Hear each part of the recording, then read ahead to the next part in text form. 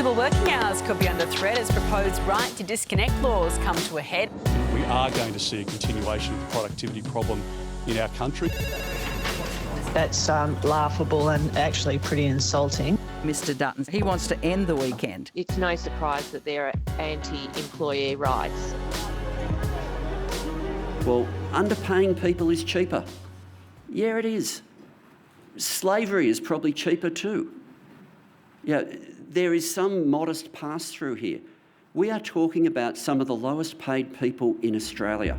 The industrial relations debate feels like it has moved on a lot since Minister Tony Burke released details of the government's second tranche of reforms last August.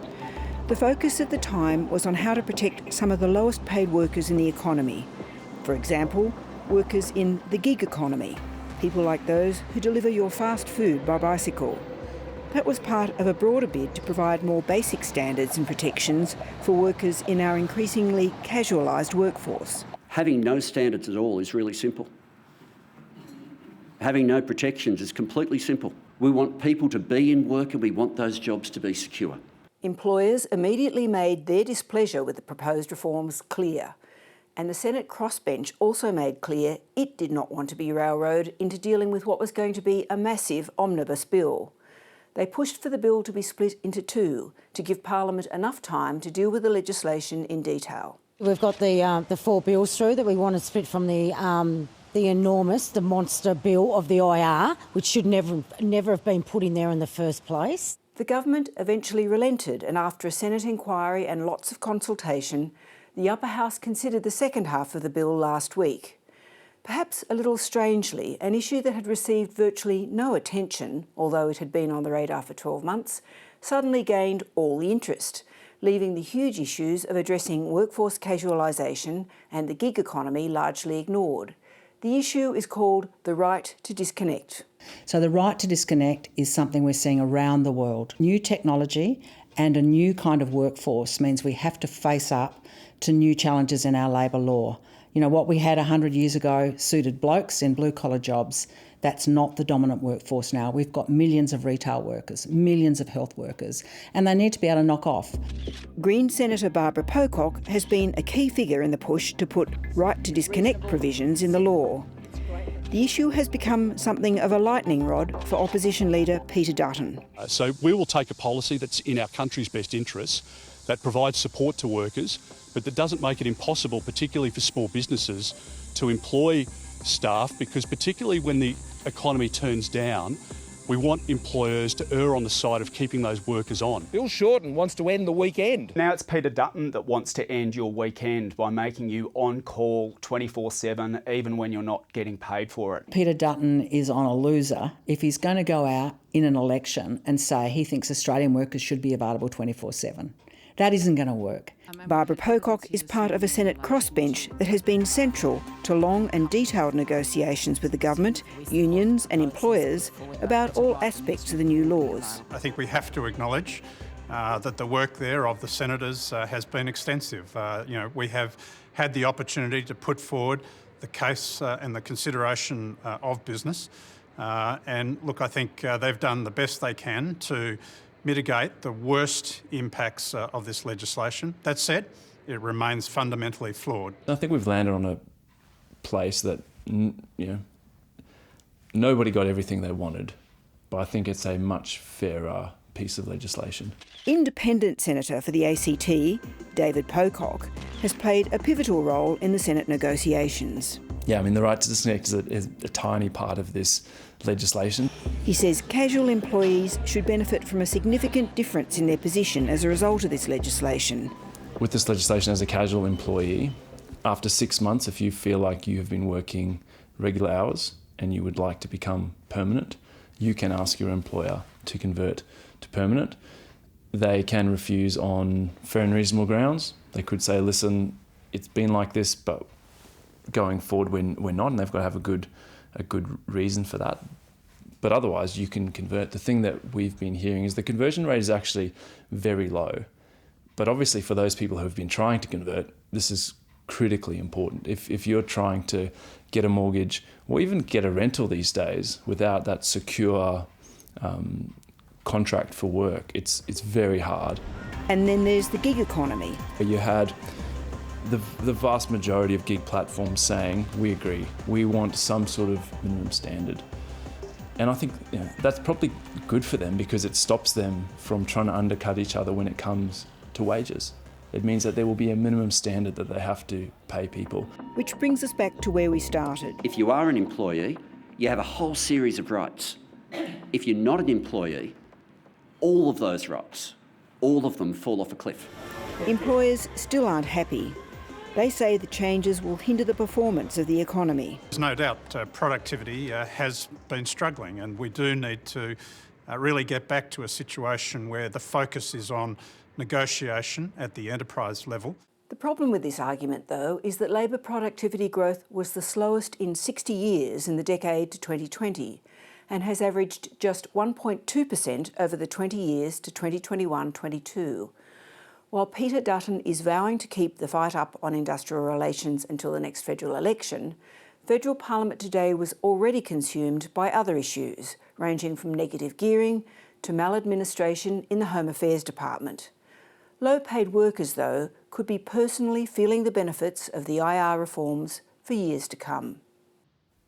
Tony Burke is the Minister for Employment and Workplace Relations. Minister, welcome to the programme. Good evening. Now, the Productivity Commission looked at the right to disconnect in 2021. It said it would only be needed if evidence suggested that employees faced unreasonable pressure from employers. Do you have such evidence? Well, I think the Senate inquiry into work and care was where the evidence base was clearly given. And so it was after that we adopted our national conference's policy to establish a right to disconnect. And then it became one of the issues that Senator Barbara Pocock had continued to work on, and the argument was made. So we'd been very public about our position back at National Conference. It was something that became very much live once the Green Party said that it was an amendment that they were wanting to put to this bill. But our disposition in favour of this had been out for many months.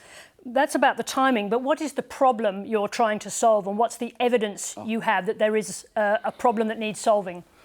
If you go to that work and care report from the Senate, effectively you find this. Most workplaces, there's give and take and it's fine. And so for most workplaces, you don't need to put something in legislation.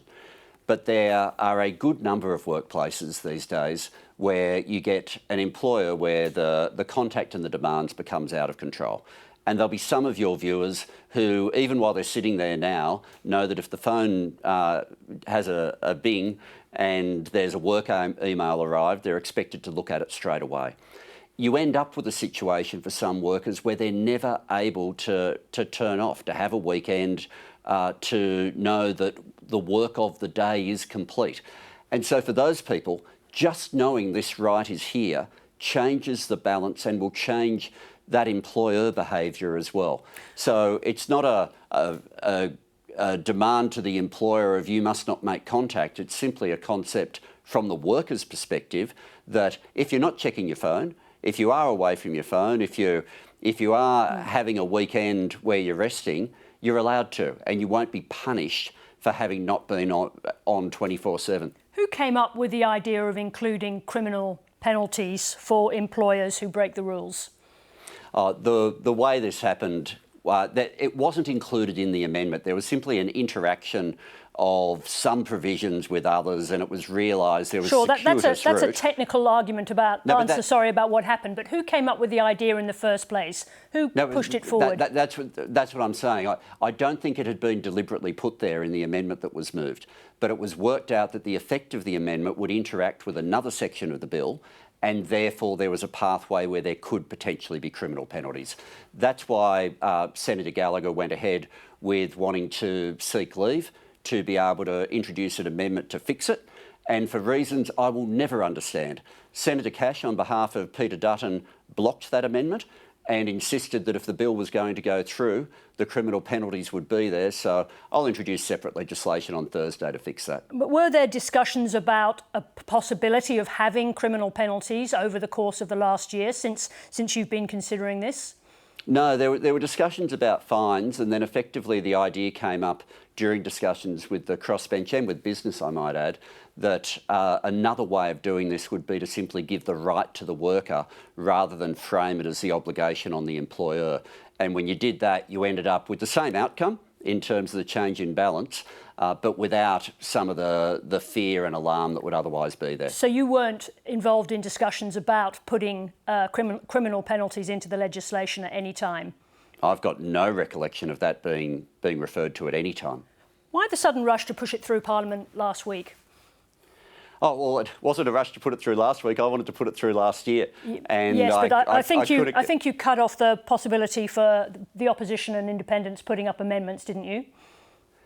There were amendments moved around the Senate. I mean, no one from the House of Reps will ever be a good guide as to Senate procedure, but there were amendments moved in different places. That's what happens in the Senate. But there were amendments put up by the opposition and there were amendments that both the opposition and independents wanted to put up in the House, not the Senate.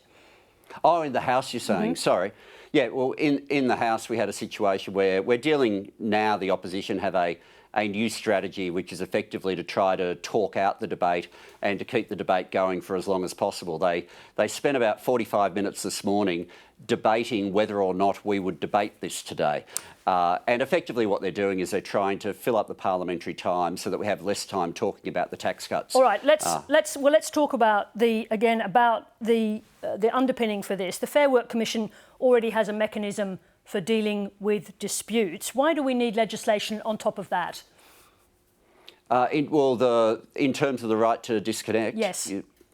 Well, it's to make clear that workers have a right to not constantly work for the time that they're not paid. At one level, it's interesting that this is even controversial. Like, at its core, all we're saying is you're meant to be paid when you're working in Australia. That's effectively what this whole debate is about. And when there's give and take, having this right will make no difference at all. But in a situation where it's all one way, then the impact here will be pretty clear, which is workers who, where the give and take's not there, will be able to say, well, hang on, I don't have to constantly be working for the hours I'm not paid. Some workers already have this right, I should add. So it's in the police force, they have it. One of the newspapers that was deeply critical of it. I think that's the point, isn't it? No one's making an argument against reasonableness. The question is the need for further legislation. Exactly as you've just referred to, the Victoria Police amended its EBA to include a right to disconnect. Many businesses already have it. So the question is, isn't the system already working well enough? Well, if you're an award employee, you have no protection at the moment. They're the examples that I was about to give. Well, you can't assert a right to disconnect unless you have a right to disconnect. It was put into law today. The provision will start in 6 months' time. But to have it in agreements, most workers are not covered by agreements. So but the agreements are actually the test, the proof point, if you like, of why this can work. And as I was about to say before, one of the newspapers that railed against this really hard, they've actually got it for their own workforce in their own enterprise agreement. This can work, it needs to be extended, it's been proven in agreements, and taking it into awards is the next step. Let me just ask you this. People are obviously redefining what the working day is, particularly since COVID. A young parent can ask to shift their day from 7 a.m. in the morning to 3 o'clock, for example, to enable something like school pickup. Can they then say that an email at 5 o'clock is unreasonable when the rest of the office is working beyond 5 o'clock? How does it work? Oh, when you've got a principle of reasonableness, when something's happening now and then, when it's right on the edge of hours, I can't imagine the Commission being neither here nor there about that being a serious dispute. When stop orders and other issues come into place, is effectively if a worker is being penalised by their employer because the employer's saying you have to be on all the time, well, then you'd be able to take action now. It's very much driven by, as long as people are working and it's happening cooperatively, there's no problem. But if a worker is not constantly checking, not constantly working unpaid, then they can't be punished for it. And as I say, I'm surprised at one level that this has even become uncontroversial. I think part of the reason it's become such a talking topic for people, and there's been so much chatter about it, is because there's more than a little bit of it going on. It's not everywhere, but there's more than a little bit of it going on. Tony Burke, thank you very much indeed for joining us this evening. Thank you. Thank you.